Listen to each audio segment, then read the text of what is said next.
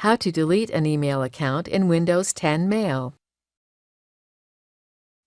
This video assumes you already have an existing email account and it's configured in Windows Mail.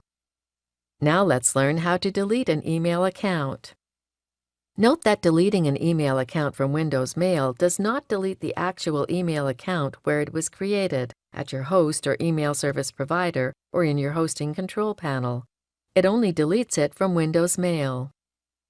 Click the Settings icon, then click Manage Accounts.